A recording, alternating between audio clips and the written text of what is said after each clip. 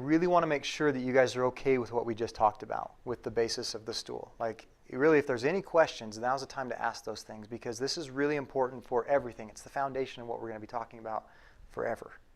Okay? So any questions? Rose, you're going to raise. Yeah, go ahead. Should you do one of those first before the others? Ooh, that's a really good question. Actually, nobody's ever asked me that question before. Is there one before the other? I think these three kind of need to be done at the same time. And I think it's going to be different for every person. Me personally, for me, relationships are probably the most important. Making sure that my relationships are strong. I would probably take care of that, meaning I would go and play with my kids and I would spend time with my wife before I worried about my health. But other people are different. Other people might think that health is more important. I think the most important thing to remember is all of this comes before this one. But that's a really good question, Rose. Thank you. Avanel? What does personal well-being mean? Personal well-being, great question. Thank you for asking that. So when I talk about personal well-being, I'm talking about our ability to kind of handle everything that comes at us. So a lot of times are challenging, right? Things are difficult, and we can feel sad or depressed, we can feel happy. And our personal well-being is our ability to handle that. And so personal well-being has a lot to do with our mental state, like how we think about things. And it also has a lot to do with our spirits. So, most of us here believe in God. Not everyone believes in God. But everybody has some form of spirituality and connect with something in a spiritual way to give them the strength that they need to have that personal well-being. Does that help? Yeah. That's a great question, Avanel. Other questions or thoughts here? Okay. As we establish this idea of wealth, this is wealth mentality, understanding all of these things. And as we do that, we start to recognize, hopefully you start to recognize over time, that having money can be a really positive thing in this world. And I think the way that what money allows us to do and what having this wealth mentality allows us to do is it helps us be able to fulfill and do the things that make us the most happy. Okay? So let me explain that in a different way. I have a great friend who is a doctor. He's a surgeon. And when we think of surgeons, we usually think of people that make lots of money, right? Surgeons are like, this doctor friend of mine probably makes $600,000, $700,000 a year. So he makes a lot of money every single year. And he talks to me. He says, Nephi, when I went into school, when I was a kid, I was pretty good at math. I was pretty good at science. I was good with people. And as I started to try to figure out what I wanted to do with my life, people were like, you would be a great doctor. And you know what? Doctors make lots of money. You should probably be a doctor. And he said, I bought into that. I was like, yeah, I am pretty good at math. I do want to make a lot of money. I should be a doctor. And so he started down this path to become a doctor. And in that process, he had to go to a lot of school. So surgeons, usually they go through 4 years of undergraduate degree. They do 4 years of medical school, so that's 8 for those of you who are counting. They do 2 to 3 years of residency, that's up to 10. They usually do 2 years of fellowship, that's up to 12. And a lot of them do 2 years more of an additional fellowship, so that's 2 additional years. So 12 to 14 years of school to become a surgeon. And in that time, they work like crazy. They probably work 16 to 18 hours a day to learn the things they have to learn and to become the doctors and surgeons that they need to do. And that's good for us because when I go in and I break my leg and he has to fix it, I want to make sure that my surgeon spends a lot of time studying, right? So that's a really good thing for me. But it's kind of hard on the surgeon. The other thing that happens is most people that go to medical school these days get a lot of debt. And I know you guys don't all understand debt, but basically what I'm saying is they have to borrow money in order to pay for school. And sometimes they have to borrow $200,000, $300,000 to become surgeons, which is more than most of our houses that we live in. And that's how much it costs to be able to go to medical school and become a surgeon. And so this doctor friend says, you know what, Nephi? I thought I wanted to be a doctor, and I did all of these things, and I'm making a crazy amount of money. I make so much money now, and I have all of these nice things. And he said, you know what, though? You know what I really want to do? And I said, what? And he said, I want to be a roofer. I want to put roofs on houses. I think that's so cool. And if I could pick anything in this world that I wanted to do, I would be a roofer. And I was blown away. I was like, are you kidding me? You make all this money and you are a doctor and a surgeon. You fix people in the OR and you want to be a roofer? And he said, I would love to be a roofer. He said it would be a lot less stress and I would have more time with my family. And he listed off all these things of the reasons he wanted to be a roofer.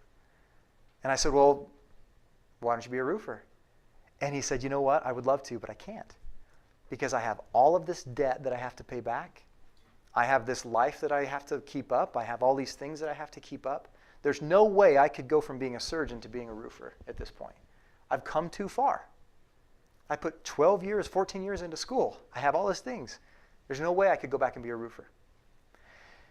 And what I realized in talking to that doctor was that no matter how much money you make, no matter what happens in your life and on that side of things, if you don't find your purpose, if you don't find out what you really want to do, if you don't figure out how you want to contribute. So all of us come to this world with things that we want to accomplish.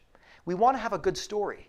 And when I talk about having a good story, what I'm referencing is, imagine this. Imagine there's a story where, and you're reading this in a book, and John the Dragon Slayer wakes up. He wants to slay a dragon. Next page. John the Dragon Slayer grabs his sword, puts it in the trunk of his car, and gets in. He drives down the road 1 mile. Turn the page. He gets out of his car, knocks on the door, opens the door because the dragon's asleep, goes in, slays the dragon, and goes home. The end. That's my story of John the Dragon Slayer. Now, what kind of story is that? That's an abysmal story, right? That's a horrible story. That's not the kind of story we want to listen to or read. Why do we read books like Lord of the Rings? It's because Frodo doesn't just walk into Mordor and drop the ring in. Frodo has to go through all this stuff. He has all these things that happen to him. And some of you probably don't even know what I'm referencing. That's a book that maybe you haven't read yet. But it's an amazing book and you probably should someday. But Frodo goes through all these things and his story is amazing because he has ups and he has downs and he has challenges and he overcomes things and he gets away from death. And our lives, you guys, our lives are meant to be stories. They're meant to be like the story of Frodo. And if your story sounds something like this when you grow up, or even now, I woke up, I had breakfast, I got on the school bus and went to school, I came home and did my homework, I had dinner, and I went to bed. Is that a good story? If someone writes your life down, the story of Nephi Zufelt, I don't want them to write that story. That's not the story I want. I want a very different story. I want a story of someone who goes on great adventures, that takes my family across the world. I want a story of someone who climbs to the top of Kilimanjaro in South Africa. I want a story about someone who does amazing, crazy things. That's the story I want. But if I want that story, I have to have wealth. I have to be healthy. I have to have good relationships. I have to have personal well-being. And I have to have money. And so I know what I have to accomplish in order to have my good story. And I know what my purpose is. And you guys need that as well. Okay? And so today I want to do an example. I need someone to volunteer. So now we're going to do what I call the I-beam example. And this example comes from a guy whose name is Hyrum Smith. It's not the same Hyrum Smith that some of you know, but Hyrum Smith is one of the guys who started a company called Franklin. And Franklin made Franklin planners. Now, you guys are probably all too young to understand what a Franklin planner is, but the adults in the room know exactly what a Franklin planner is. But he started a company that helped people organize their lives. And he would go all around the world and all around the country teaching people how to organize their lives. And he used this I-beam example in some of his conferences, and I love it. And so we're going to do it right now, okay? So imagine that this board on the ground right here, it's about, I don't know, about an inch, 3/4 of an inch thick. Pretty narrow. And I'm going to imagine that it's fixed fast. And do you guys everybody know what an I-beam is? Maybe I get a couple of no's. So an I-beam is something we use in construction that it looks like an eye, but it's a beam. So if it looked like this, it's basically a structure it's not just this straight up and down piece, but it has metal across the ends. And it's really, really, really strong when we use it to build. And so imagine that this is an I-beam, and it's about 1 inch to 1.5 inches wide, okay? So the example we use is, okay, to go from there to here, you need to cross this I-beam. And if you get across the I-beam, I would give you $20. Now, Asher, would you cross that I-beam for $20? You don't have to do it. I just need to know, would you cross the I-beam for $20? Yes. Okay. Emriel, would you cross the I-beam for $20? Yes. Okay. By raise of hands, who would cross the I-beam for $20? Okay. Pretty much every single person in this room would cross the I-beam for $20. Okay. Let's change the scenario a little bit. That's just too easy. All right, that's too easy. Let's imagine that this thing is 100 feet long. Okay, it's really, really long. Now who would cross the I-beam for $20? By your show of hands. Seriously, everybody still? Okay, let's see. Let's make it harder. I'm going to get my crane, because I own a crane. I don't own a crane, but I wish I owned a crane. I'm going to get my crane, I'm going to grab that I-beam, and I'm going to take it up 2,000 feet in the air. And I'm going to put it between two buildings. One here, one here. There's 1,000 feet between the two of them. And I'm going to set that thing on the top of those buildings so the I-beam is hanging out in midair. So if you fall off the I-beam, it's a 2,000-foot drop. You're on that side. Now I'm on this side. For this tryst $20 bill, would you cross the I-beam? 1,000 feet in the air. Honestly, it'd be a nice challenge. 2,000 feet in the air. I would do it for $1,000. You would do it for 1,000, okay? Most people wouldn't cross the I-beam. Okay? Why wouldn't we cross the I-beam? It's because we don't want to die. We value our lives. When Hiram Smith does this example, he has people stand over there on the other side and he offers them $1 million. How many of you would cross the I-beam for $1 million? Okay? So why does $1 million change the equation? Why is $1 million worth your lives? Now, you guys are all young kids. But now imagine that you're a parent. And you have kids, and you have responsibilities. And if you die, your family is left without you. Now, how many of you would cross the beam for $1 million?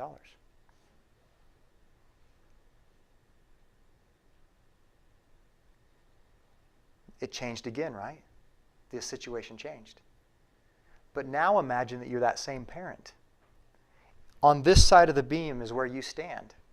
On the other side of the beam, there's a kidnapper who's stolen your child and is hanging them over the side of the building.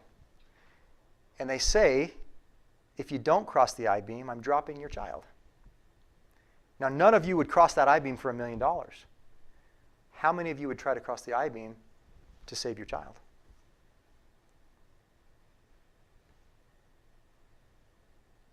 Interesting, right? Thank you, guys. I appreciate it. The I-beam example, you guys, demonstrates to us that there are certain things in life that are too risky, that we just won't do because it's too hard. And you want to know something? Pursuing wealth and a wealth mentality is one of the things that's really, really hard and risky. You know what the safest thing you could possibly do? The safest thing you can possibly do is go to school, get good grades, get a job, save your money for your entire life, and retire when you're really old. That's a very safe way to live your life. It's kind of a boring story, but it's very, very safe.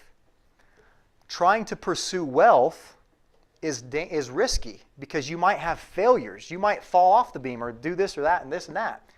And it's hard. It might require you to think of things that you've never had to think before. It might require you to do things you've never had to do before. And it's difficult. But the point of the I-beam example, you guys, is this. Most of us won't cross the I-beam for money. Most of us won't pursue wealth just for money because it's too hard. You need something that will drive you across the I-beam. There are things in your life that you would cross the I-beam for. If I held up, your Xbox with Fortnite on the other side of the beam? How many of you would cross, right? There's things in your life that you would cross the I-beam for. But our kids and our families are the types of things that we would cross the I-beam for. And you guys need to figure out in your lives, what are the things that you would go to extreme lengths to accomplish?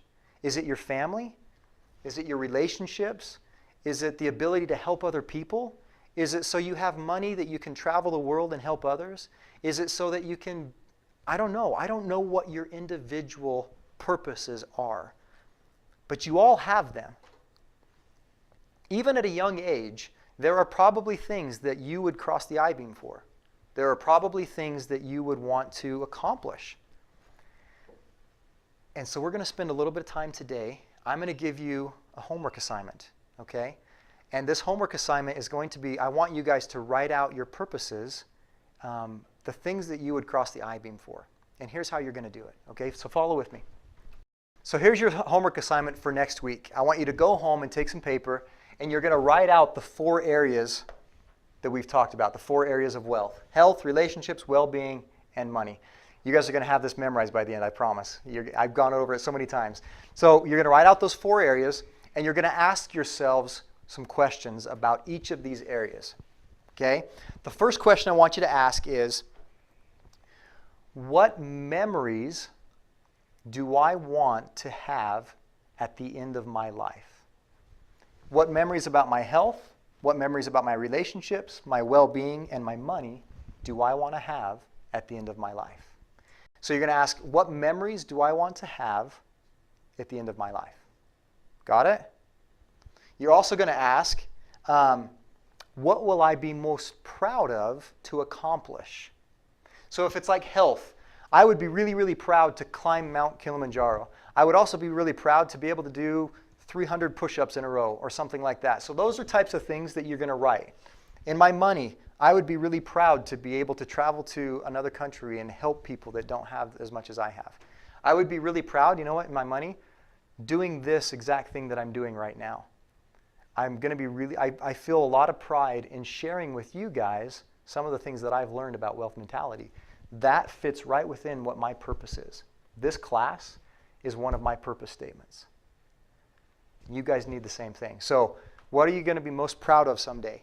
And the last one you're going to ask is, what do I want to be remembered for? So when people think about you, what do you want to be remembered for? That's the assignment. You're going to write down these purpose statements, and these purpose statements are going to help you as you try to go forward and think about how you can change your wealth mentality and how you can move forward.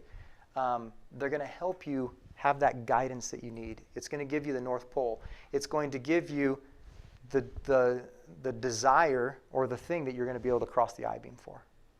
Hey, it's me again.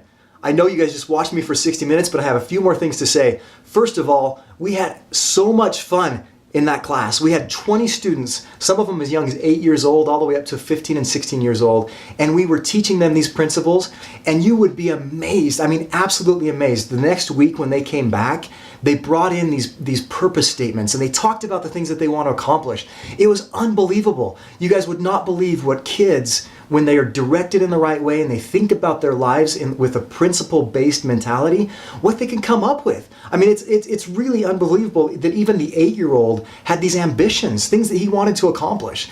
And so what we did there was so fun, was great, but it's only just a small piece. That was only 3 sessions out of 24. And so there are still 24 additional modules where we continue that conversation. We start talking about abundance. We talk about value creation. We teach the kids how to create systems of wealth. We teach them about employment versus business owner versus self-employment and investments. All of these concepts throughout the rest of the course. So as you go forward the rest of the course, you guys got to click down below, reserve your spot right now, and you're going to get the rest of the videos. We'll give them to you over a period of time so you can just take your time going through them. But in addition, we have a lot of other content that you didn't get to see even on this first course. We have assignments, we have worksheets, papers and articles that you can review to kind of add into the learning. So there's a lot more that we want your family to have. This wealth mentality course will transform the way that your family thinks about money. You can already see from what you've watched already what's going to happen. It just starts to change the way you think. And changing that way that your kids think is going to establish a wealth mentality for them so they can walk that wealth journey with you and have an amazing life. And that's what we're all about here. We call it the Wealth Mentality Way.